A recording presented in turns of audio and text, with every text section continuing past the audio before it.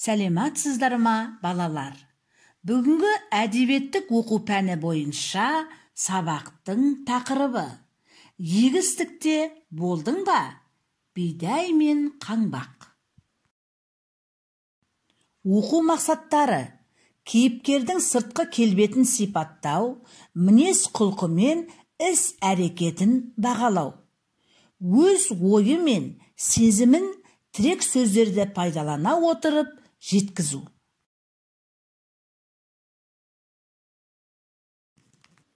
Оқушылар, егістік туралы сіздер не білесіздер?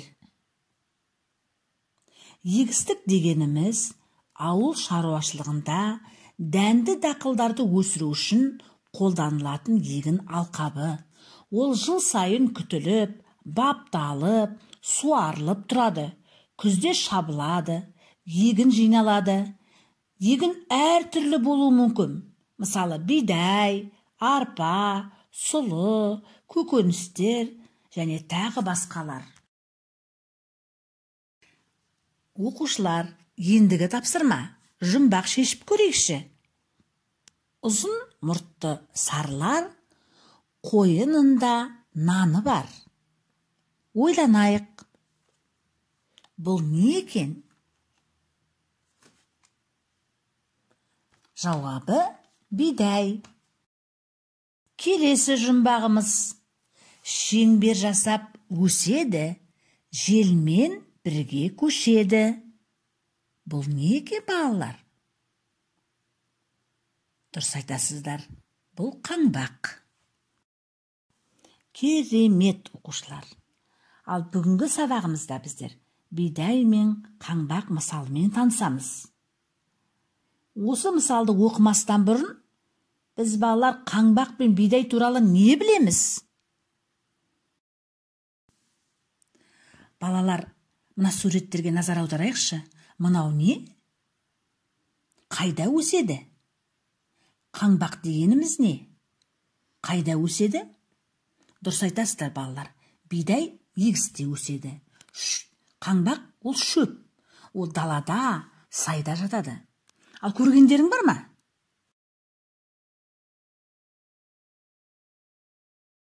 Бидай ол дәнді дақыл.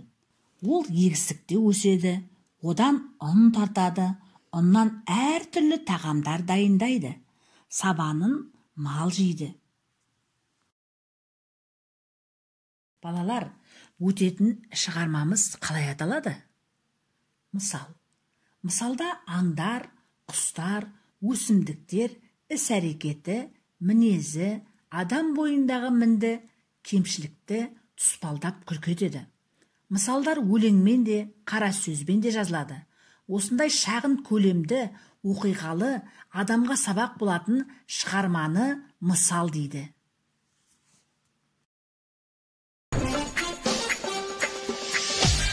Бидай мен қаңбақ мысалдың авторы Асқар Тоқмағамбетов.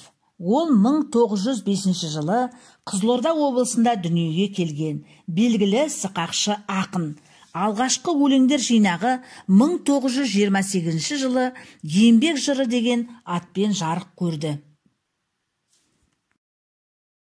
Ал енді балалар, мұқият тыңдаймыз. Бидай мен қаңбақ. Өзі қаңбақ болсын, онда қандай салмақ болсын. Тұрақтай алмай тегістікке, тірелді бір күні егістікке. Дауыспен былай тіл қатты: сен осы бидаймысың? Бидаймын. Ақыл айтсам тыңдаймысың? Тыңдаймын. Осы қай тұрысың? Жүрмейсің, көрмейсің, кезбейсің. Не бар, не жоқты да сезбейсің. Көктемде күз болса бұғып, бастарың салбырап, тұрғандарың маужырап. Ей қаңбақ, деді бидай, қанасына сыймай, ашып айтсақ дұрысын, осы қай жүрісің? Белгілі тұрағың жоқ, бас түгіл құлағың жоқ. Уф десе ұшасың, суф десе қонасың. Қаңғырған қаңбақсың, кімге тұлға болмақсың? Күні мен түні ұшарыңды жел біліп, қонарыңды сай біліп, сайран салып жүргенің. ал біздің жиғанымыз дән, айналамыз толған ән, абыройда, даңқта, ерлікте, жеңісте, барлығы осы кегісте. Бидайдың сөзі осымен бітті, қаңбақ жөніне зытты. Дұрысын айтқан бидай ма, қаңбақ па, оны өздерің салмақта. Келесі тапсырма. Сұрақтарға жауап береміз. Бірінші сұрақ: қаңбақ бидайға не деп тіл қатты? Келесі сұрақ: бидай не деп жауап берді? Дұрысын қайсысы айтты? Келесі тапсырма. Адасқан сөздер.